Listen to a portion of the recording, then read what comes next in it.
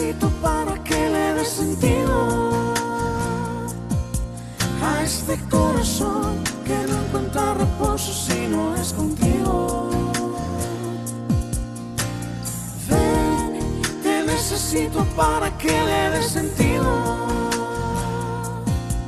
a este corazón que no encuentra reposo. Capítulo 9, versículo del 1 al 20, y que nos dice así la palabra del Señor. Hechos, capítulo 9, versículos del 1 al 20. Dice: Saulo, respirando aún amenazas y muerte contra los discípulos del Señor, vino al sumo sacerdote y le pidió cartas para las sinagogas de Damasco, a fin de que, si hallaba algunos hombres o mujeres de este camino, los trajera presos a Jerusalén. Pero yendo por el camino, aconteció que al llegar cerca de Damasco, repentinamente lo rodeó un resplandor de luz del cielo, y cayendo en tierra, oyó una voz que le decía: Saulo, Saulo, ¿por qué me persigues? Él dijo: ¿quién eres, Señor? Y le dijo: yo soy Jesús, a quien tú persigues. Dura cosa te es dar coces contra el aguijón. Él, temblando y temoroso, dijo: Señor, ¿qué quieres que yo haga? El Señor le dijo: levántate y entra en la ciudad, y allí se te dará lo que debes hacer. Los hombres que iban con Saulo se pararon atónitos, porque a la verdad oían la voz, pero no veían a nadie. Entonces Saulo se levantó del suelo y, abriendo los ojos, no veía a nadie. Así que, llevándolo de la mano, lo metieron en Damasco, donde estuvo 3 días sin ver, y no comió ni bebió. Había entonces en Damasco un discípulo llamado Ananías, a quien el Señor dijo en visión: Ananías. Él respondió: heme aquí, Señor.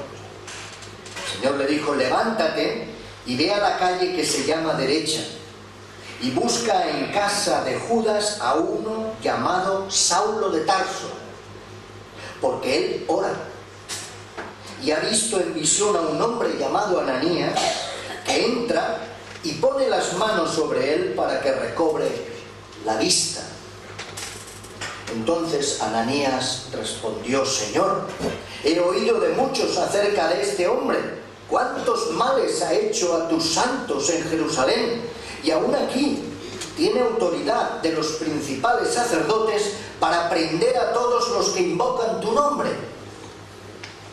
El Señor le dijo: ve, porque instrumento escogido me es este, para llevar mi nombre en presencia de los gentiles, de reyes y de los hijos de Israel. Porque yo le mostraré cuánto le es necesario padecer por mi nombre. Fue entonces Ananías y entró en la casa, y poniendo sobre él las manos, dijo: hermano Saulo, el Señor Jesús, que se te apareció en el camino por donde venías, me ha enviado para que recibas la vista y seas lleno del Espíritu Santo. Al instante cayeron de sus ojos como escamas y recobró la vista. Se levantó y fue bautizado, y habiendo tomado alimento recobró las fuerzas, y estuvo Saulo por algunos días con los discípulos que estaban en Damasco. Enseguida predicaba a Cristo en las sinagogas, diciendo que éste era el Hijo de Dios. Hasta aquí la palabra del Señor. Que Él la bendiga en su siervo. Vamos a hacer una oración. Voy a pedirle a Cristian, nena, que él tenga la oración en esta mañana, poner delante del Señor este mensaje.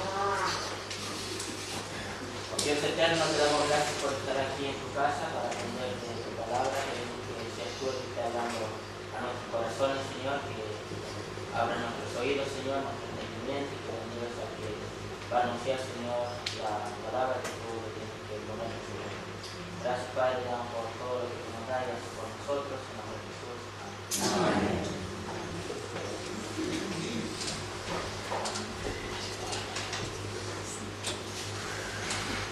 Hermanos, hace bastantes meses que no nos veíamos y nos echábamos a faltar. Sentimos tanto gozo de poder estar entre vosotros, de contar con vuestro amor. Ayer los hermanos, ayer teníamos un día especial allí en San Feliu, y cuando sabían que veníamos aquí nos pedían que os trajéramos su amor cristiano. Así es que de esta forma pues os lo comparto. Quería también deciros algo más.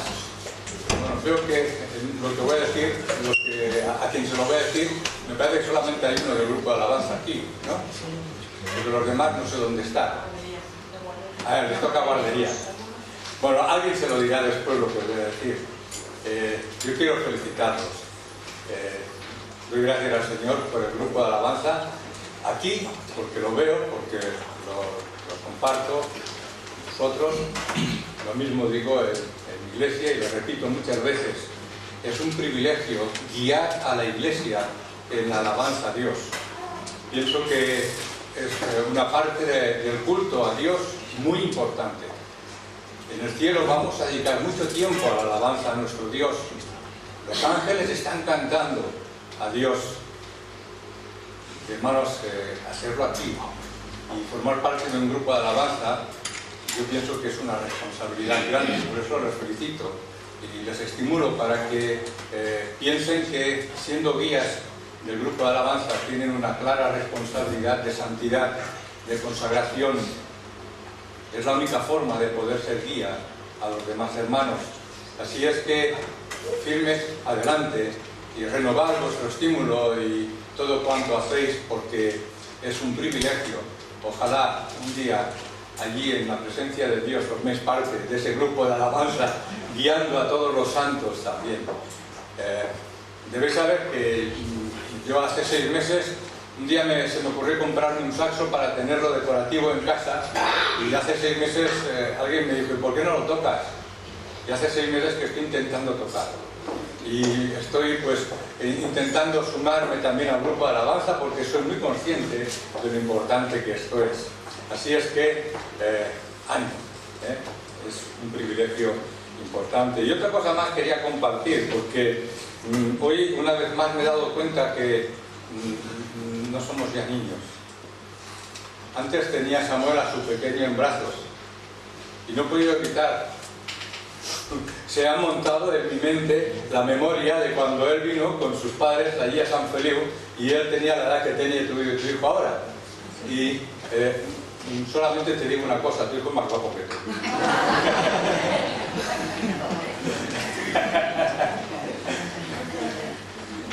Pero por otro lado estaba pensando, hay que ver, ya un hombre, Samuel, un siervo de Dios, sirviendo al Señor, y yo ya pues cerca de los 70. O sea que pues doy gracias al Señor, porque ese es un privilegio que el Señor nos concede.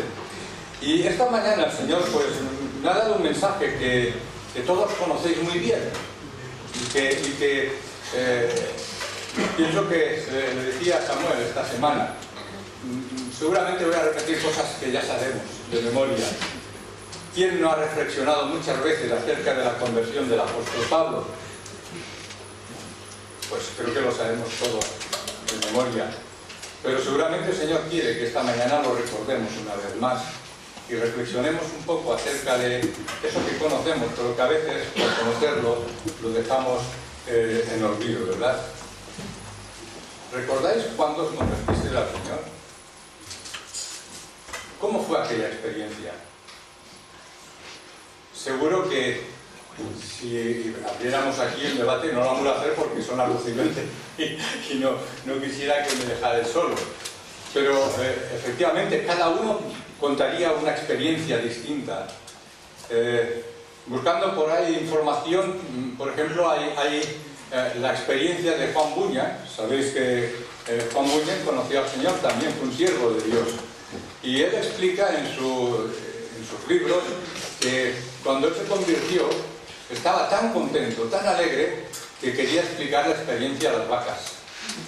De modo que tenía un sentido del humor, pero efectivamente sentía la necesidad de decirlo a mucha gente, incluso pues a las vacas, que seguramente las tenía muy cerca allí y eran algo muy familiar para ellos.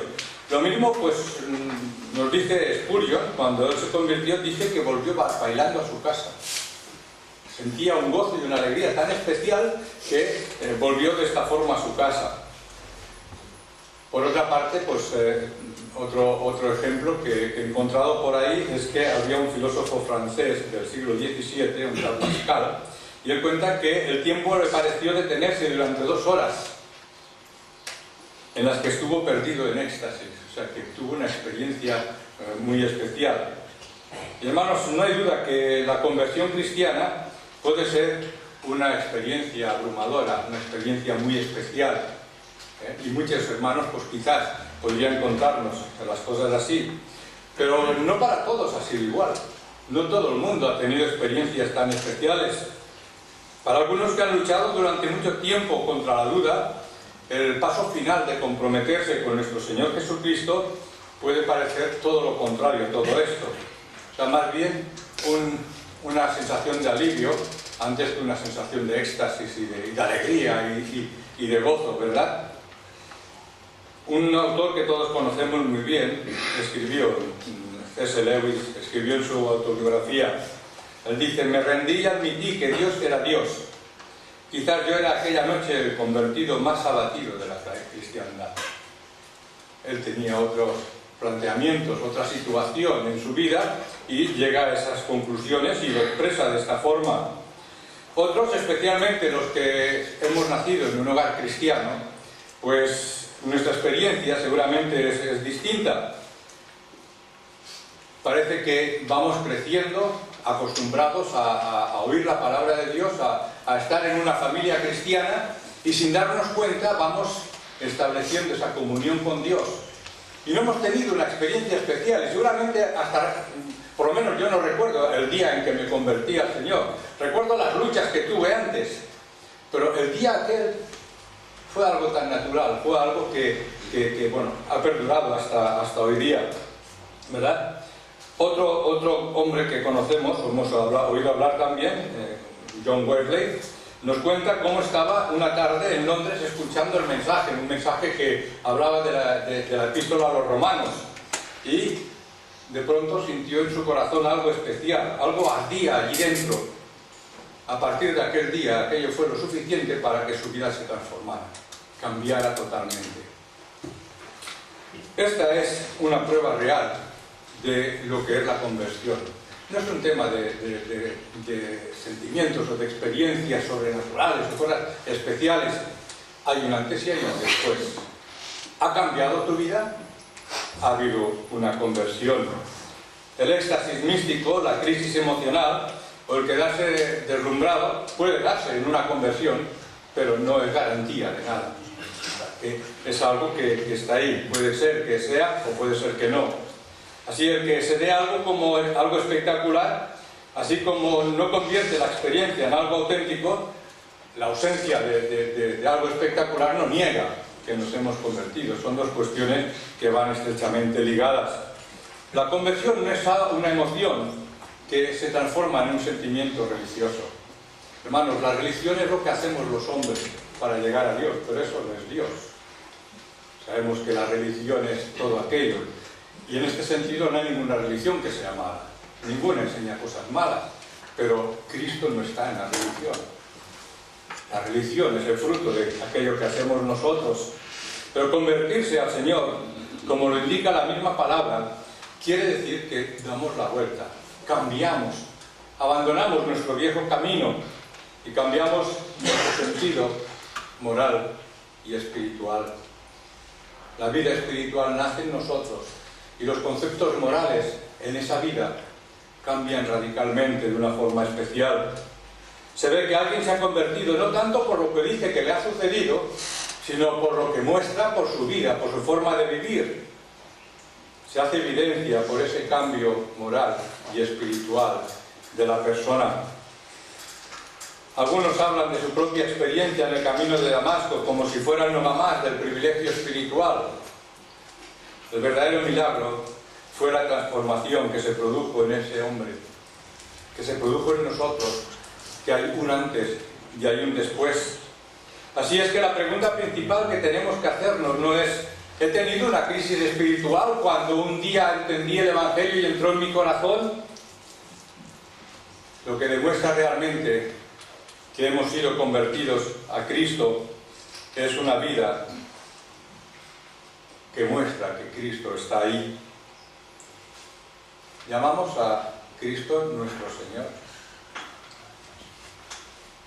No se trata de llamar que sea nuestro Señor, se trata de que realmente sea nuestro Señor. ¿Es el Señor de nuestra vida? Esta es la cuestión. Cualquier persona que pueda responder de una forma afirmativa a esta pregunta se ha convertido, independientemente de lo espectacular que haya sido aquel momento tan especial en que ocurrió tal hecho. Así es que tenemos la experiencia del apóstol Pablo que nos puede servir para reflexionar un poco más acerca de este aspecto. Mi vida antes de conocer a Cristo. ¿Cómo era la vida del apóstol Pablo antes de conocer al Señor? Bueno, pues la descripción que hace Lucas de la conversión de Saulo debió ser muy importante para Lucas porque en su libro de los Hechos lo presenta 3 veces. Esta es la primera, pero luego lo tenemos en el capítulo 22 y en el capítulo 26. De modo que es una narración muy importante y Lucas le concede una importancia en aquel momento histórico de la Iglesia en que estaba naciendo y en que estaba creciendo. Así es que la conversión del apóstol Pablo, de Saulo, desempeña un importante papel. Saulo era un hombre helenista, un hombre preparado intelectualmente, y el Señor le confía la evangelización de los gentiles, de las naciones. Lo dice el versículo 15 que hemos leído. El Señor le dijo: ve, porque instrumento escogido me es este para llevar mi nombre en presencia de los gentiles, de reyes y de los hijos de Israel. Así es que el libro de los Hechos, que todos conocemos muy bien, tiene 2 partes, tiene 2 aspectos. En primer lugar, se desarrolla la historia en lo que aconteció en Jerusalén, en la historia de la iglesia que nace allí. Y en segunda parte, su segunda parte está dedicado a la diáspora, a aquellos creyentes que después de salir de Jerusalén, pues fueron predicando y fueron llevando el Evangelio a otro lugar, a otros lugares, entre ellos pues jugando un papel muy importante por comisión de Dios el apóstol Pablo. Lucas, que es el autor de este libro, seguramente era oriundo, dicen, de Antioquía de Siria, no hay seguridad, no se sabe exactamente. Bueno, él es testigo del cristianismo gentil que se impondrá en el mundo mediterráneo, o sea, en el mundo conocido de entonces, y también del judeocristianismo que había en Palestina. Todos conocemos muy bien las circunstancias en que se desarrolló el testimonio y el crecimiento de la palabra de Dios en estas circunstancias. El apóstol Pablo, que todos conocemos como apóstol Pablo, antes se llamaba Saulo, también lo sabemos, y era un hebreo, era judío, y su nombre, Saulo, en el latín era Paulus, el que pues era el nombre que llevaba como ciudadano romano. Tenía muchas influencias que iban a formar, o sea, a formar al apóstol Pablo como persona. Así es que había un fondo judío, el apóstol Pablo era un judío realmente convencido, además lo era, había nacido así. Tenía una influencia griega, su formación estaba dentro de un conocimiento importante de las cosas helénicas de Grecia, y su contacto antes de la conversión con los seguidores de Jesús y otros factores y fuerzas exteriores iban formando el carácter de este hombre. Sin duda, el elemento más importante que motivó un cambio profundo en su vida fue su encuentro personal con Cristo. Ese Cristo que él creía, porque había visto cómo moría en la cruz. Creía que estaba muerto, ¿verdad? Así es que eso fue un cambio profundo en su vida. Pero por ello el fundamento de la teología de Pablo era su relación con Cristo. Aquel que él creía muerto, aquel por el cual perseguía a tanta gente y había creado tantos problemas a tantos cristianos, pues tenía que descubrir que en su vida ese que él quería mostrar era todo el sentido de su existencia. Cristo vive en mí. Hermanos, esta expresión que él dijo y repitió, lo encontramos en Gálatas 2:20, fue todo el sentido de su vida. ¡Qué contraste tan tremendo! Aquel que creía muerto y perseguía, ahora es todo el sentido y toda la orientación para su vida. Así es que para el apóstol Pablo la unión vital entre Cristo y el creyente real, verdadera, es de vital importancia. Y hermanos, este es el primer punto que tenemos para nuestra reflexión. ¿De verdad Cristo es tan importante en nuestra vida? Ya no vivo yo, diría él.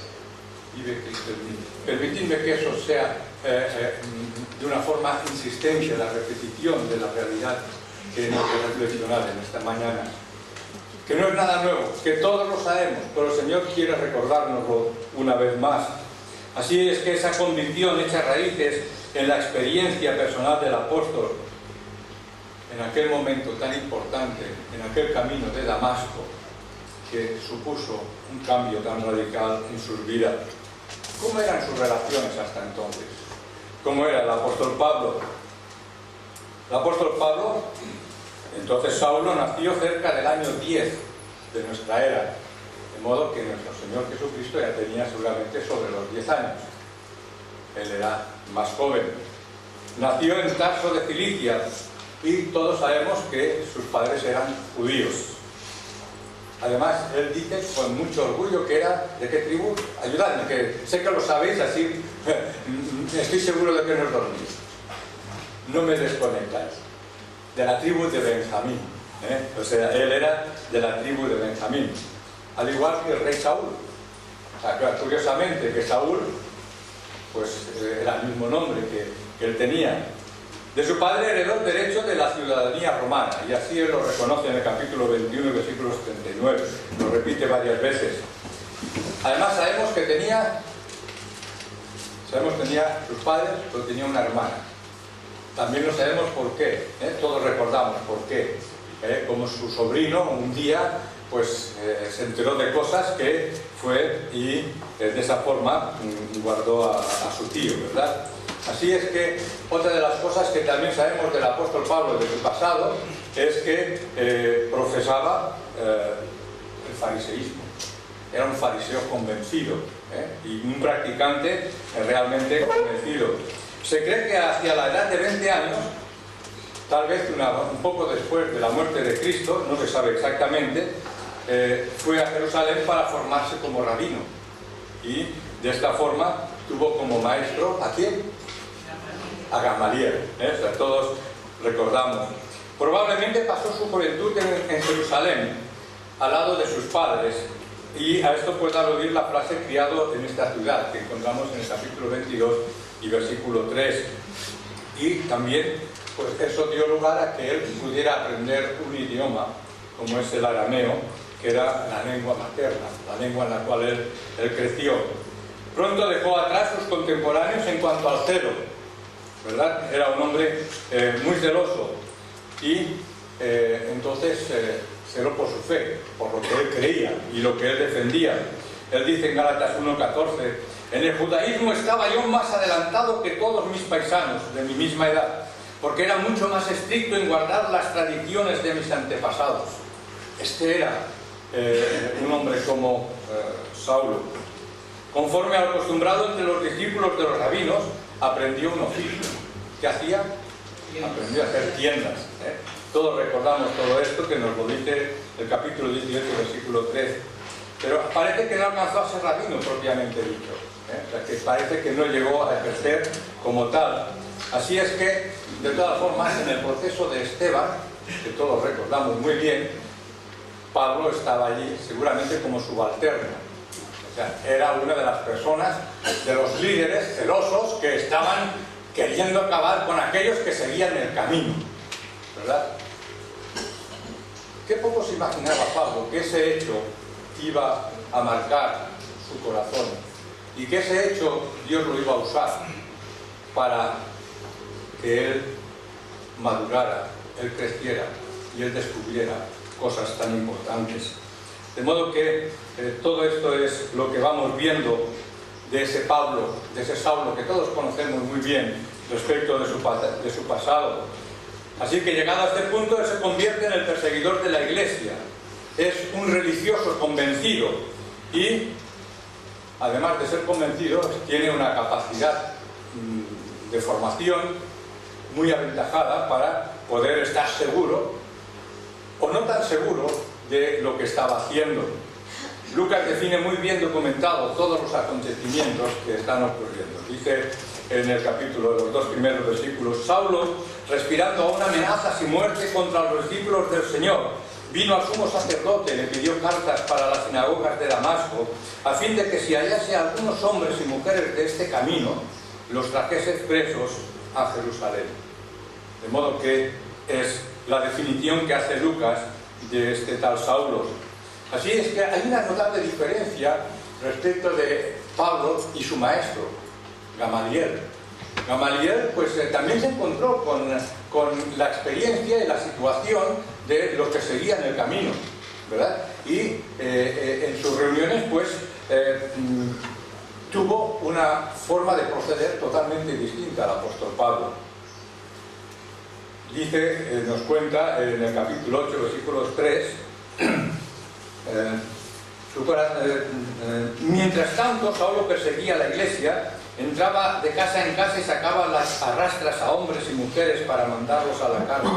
Pero decíamos que Gamaliel, cuando en el Sanedrín se hablaba de esta gente, él dijo de una forma clara que quizás oponerse, si era de Dios, pues eso no habría quien lo parara. Pero si no era de Dios, pues eso no llegaría muy lejos.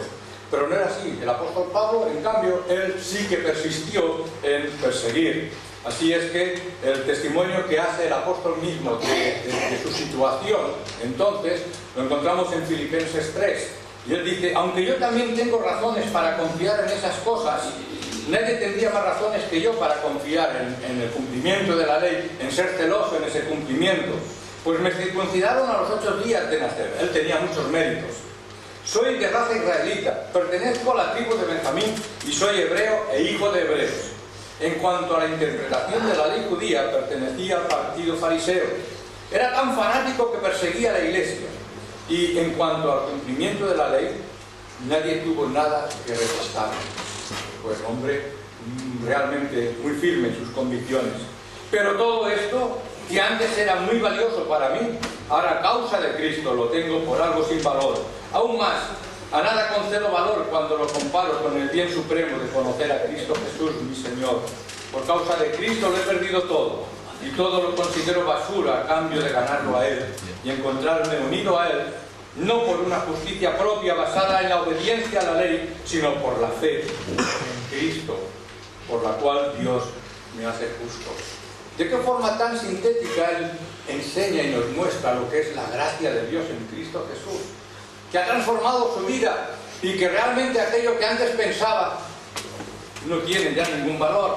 Y dice el versículo 10: lo que quiero es conocer a Cristo, sentir en mí su poder, el poder de su resurrección. Fijaros qué cosas dice: el poder de la resurrección de nuestro Señor Jesucristo, tomar parte en sus sufrimientos y llegar a ser como Él en su muerte.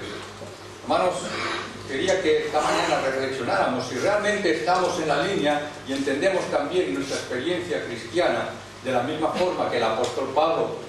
No vamos a entrar en detalles cuando él habla que quiero ser semejante a Cristo en su resurrección. ¿Qué implica? ¿Qué significa? ¿Cómo afecta esto a nuestra vida? ¿Cómo podemos tomar parte en el sufrimiento de nuestro Señor Jesucristo en nuestra vida? ¿Cómo podemos llegar a ser como Él en su muerte? Pero hermanos, que eso nos debe de llevar a una reflexión personal. Que hablábamos de la conversión, pero ¿y después? ¿Cómo llevamos a cabo esa experiencia, como nos muestra aquí? Y él dice el versículo 11: con la esperanza de alcanzar la resurrección de los muertos. Los versículos del 16 al 20 que hemos leído anteriormente, él nos explica cómo llegó a conocer a Cristo. Pablo quería acabar con la plaga de personas que se convertían al camino, aquellos que se separaban de su religión, y decide cortar por lo sano, marchando lejos, pues estaba extendiéndose, ya no estaba solamente en Jerusalén. Llegan noticias de que muchos que vivían en Jerusalén se habían convertido, estaban creciendo en otros lugares. Así que con estas ideas el apóstol Pablo se dirige a Damasco en aquel largo camino y aquel polvoriento camino. Él iba andando por allá con su cabalgadura, llevaba las cartas del sumo sacerdote, eran las órdenes de arresto bajo graves acusaciones, y era un privilegio especial que le habían concedido a él para llevar a cabo tal situación, tal misión, teniendo el apoyo de las más altas autoridades. Con aquellas cartas se abrían todas las puertas para que él pudiera hacer y desempeñar todos sus propósitos. Era algo, una inquisición, podríamos decir, irresistible. O sea, era una persecución en toda regla. Así es que los cristianos de Damasco no tendrían ninguna oportunidad.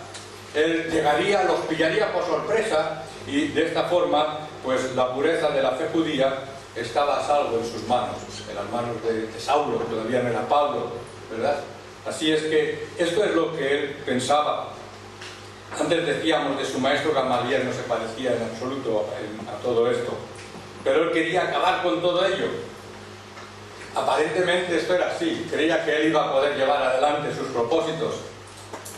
Pero hay una pregunta, hermanos, en medio de toda esta situación, ¿por qué el apóstol Pablo estaba inquieto? ¿No iba tan convencido por lo que dice el texto bíblico?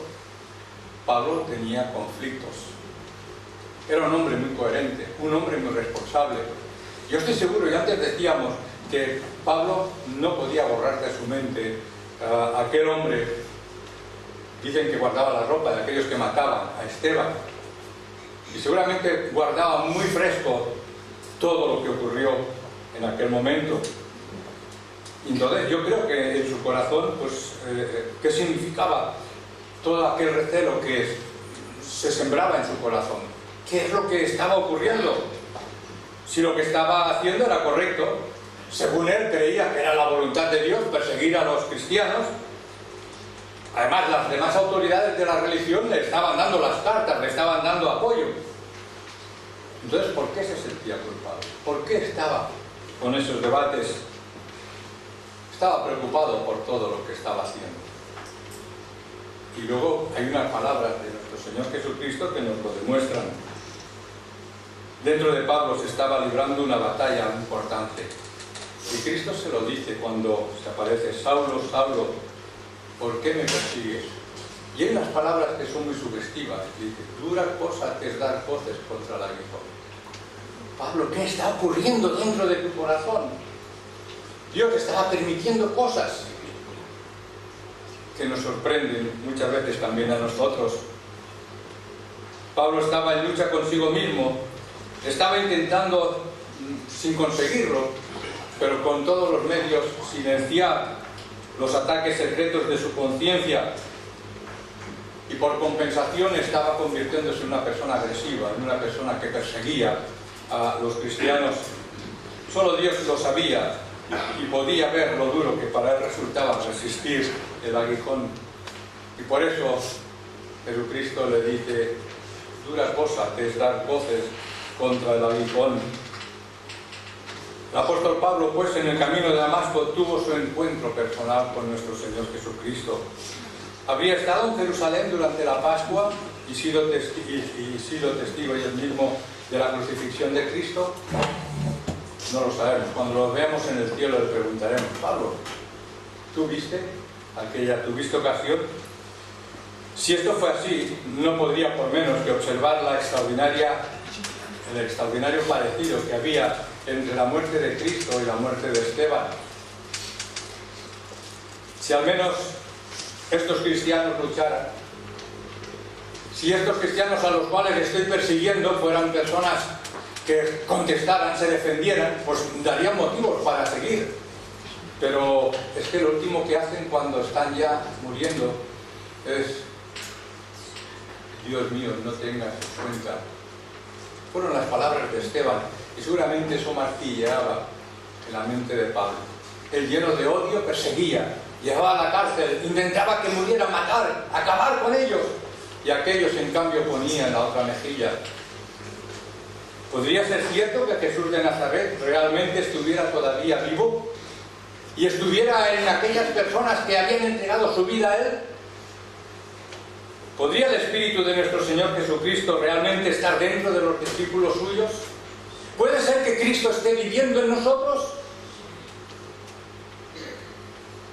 Hermanos, el apóstol Pablo en esos momentos tiene un debate profundo en su corazón. Hermanos, el Espíritu Santo mora en nosotros. El Espíritu de Cristo está en nosotros. Y Él luego lo diría. Lo veremos más tarde. Y es entrañable ese pensamiento tan maravilloso. Cristo se le aparece en el camino y le dice: Saulo, Saulo. Le dice por su nombre. Es el Cristo personal. Es el Señor que viene a nuestra vida y quiere tener una comunión personal con cada uno de nosotros. Lo quiso tener con el apóstol Pablo. Hermanos, la comunión personal con nuestro Dios es algo que debemos de cuidar. Él conoce nuestro nombre, no solamente nuestro nombre, conoce exactamente por qué hacemos lo que hacemos. Antes de que lo pensemos, Él ya lo sabe. Y esto lo tuvo que descubrir el apóstol Pablo en este encuentro que realmente fue dramático para él. Fue un encuentro, una experiencia muy fuerte, porque a pesar de todos sus esfuerzos por guardar la ley de Dios, nunca había disfrutado de alivio de su conciencia o sentido esa satisfacción de vivir de acuerdo a la comunión con Dios. Era constantemente acosado por la introspección y el sentimiento de culpa. Y lo podemos ver porque él luego lo confiesa, él luego lo dice. Se acusaba a sí mismo. Yo, un apóstol, se siente avergonzado porque había perseguido anteriormente a la iglesia. A pesar de ser un judío impecable, reconocía en su interior que estaba corrompido y sucio ante Dios. Y esa es la condición del hombre que no está en Cristo Jesús.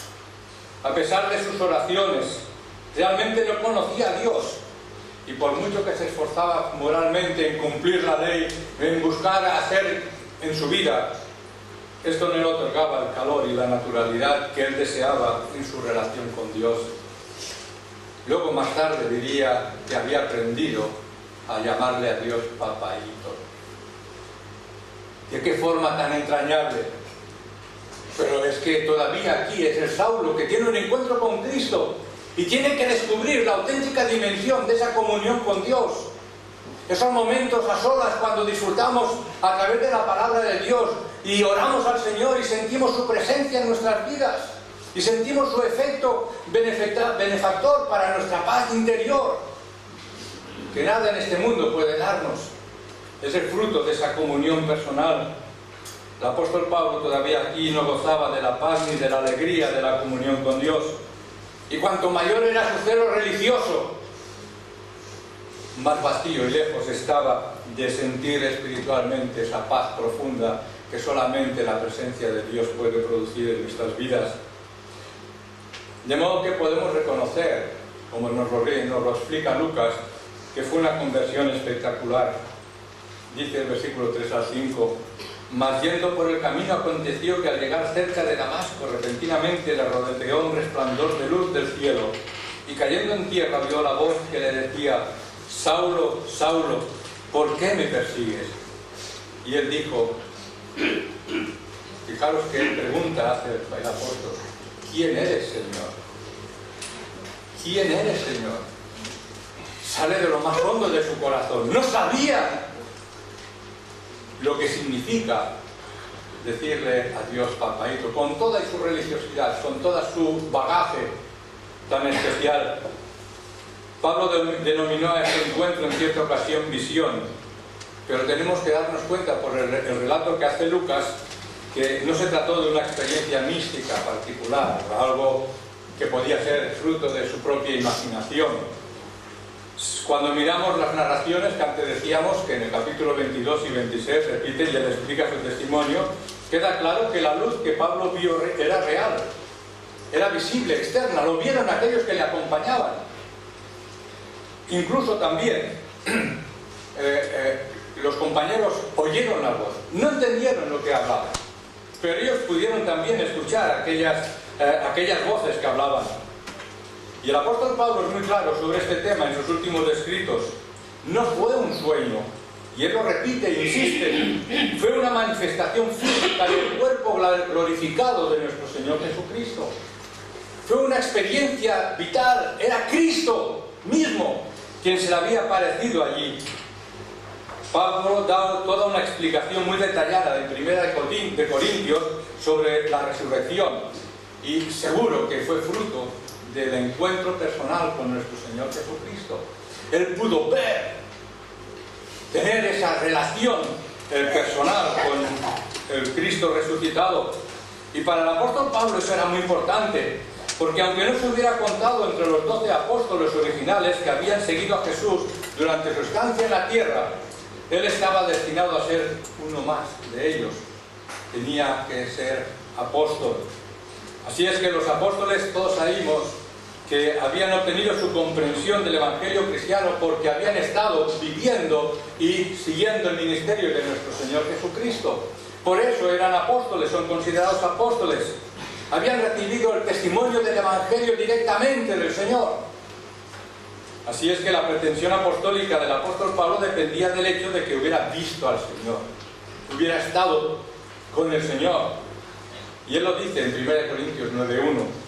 Claro está que yo tengo la libertad y los derechos de un apóstol, pues he visto a Jesús, nuestro Señor, y vosotros sois el resultado de mi trabajo en la obra del Señor.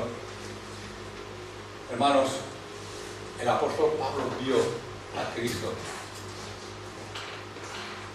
Por tanto, lo que tenemos aquí no es tan solo la historia de una conversión, sino el llamamiento a una misión especial de apostolado.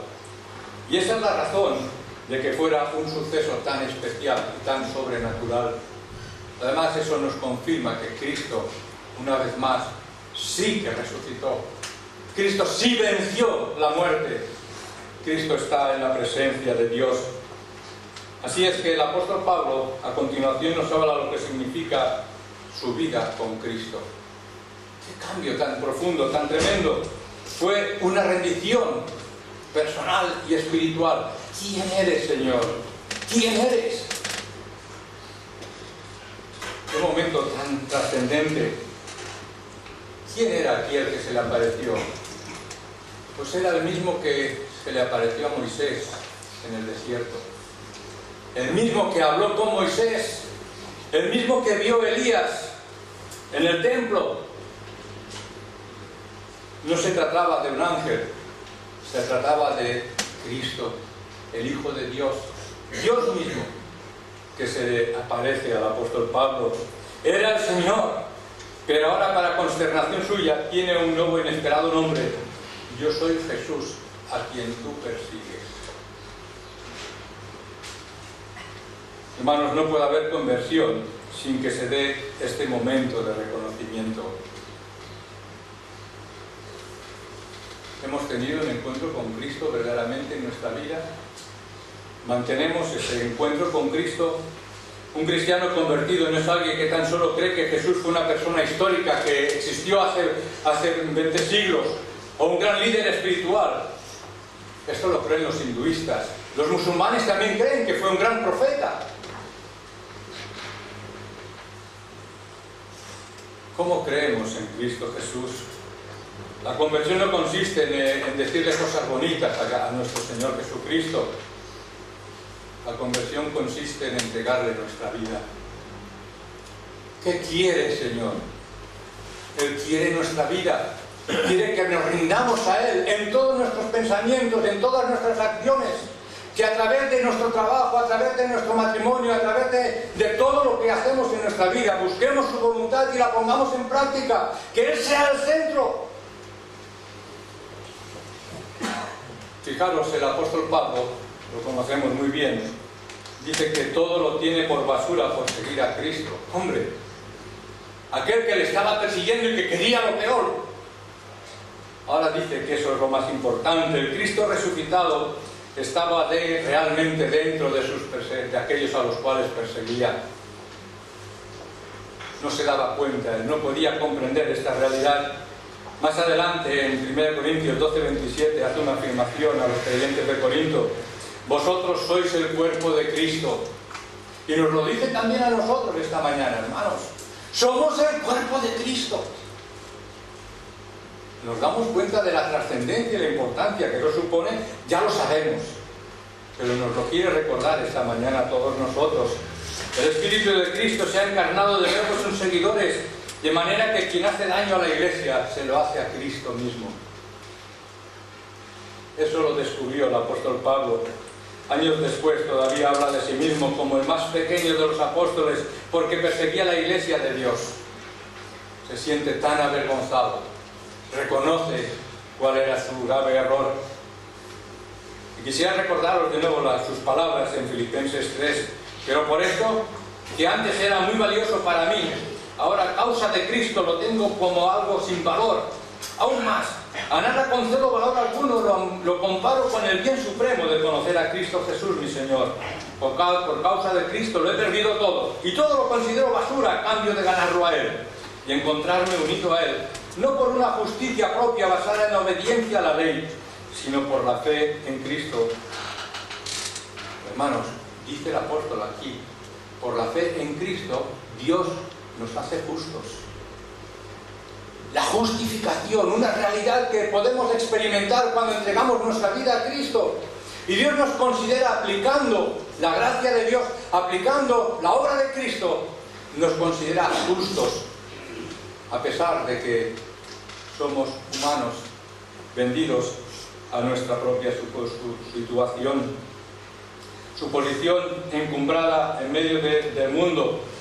Hermanos, hay situaciones en la vida en las que Dios se vale para llevar adelante sus propósitos que escapan a nuestro entendimiento y muchas veces nos resultan muy chocantes.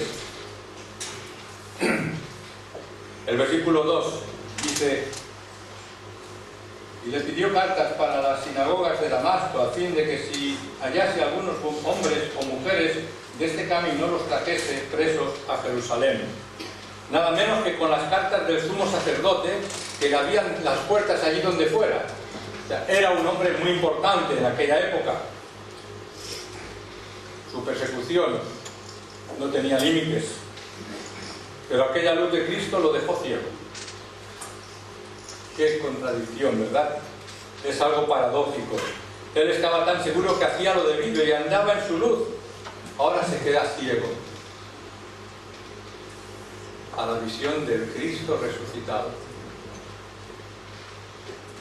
Y hermanos, su religiosidad, él dice: me circuncidaron a los 8 días de nacer, soy de raza israelita, pertenezco a la tribu de Benjamín y soy hebreo e hijo de hebreos.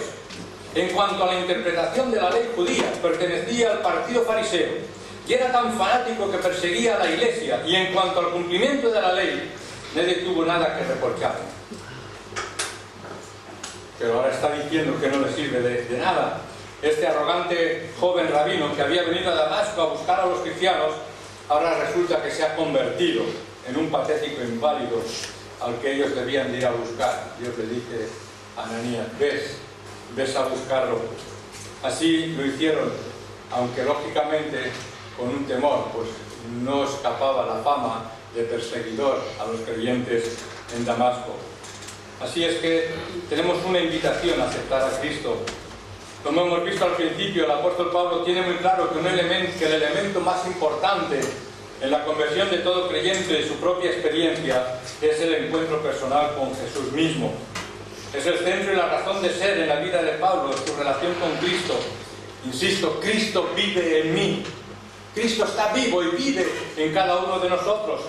El apóstol Pablo nos muestra que la unión vital entre Cristo y el creyente debe ser una realidad continua. Esto es básico.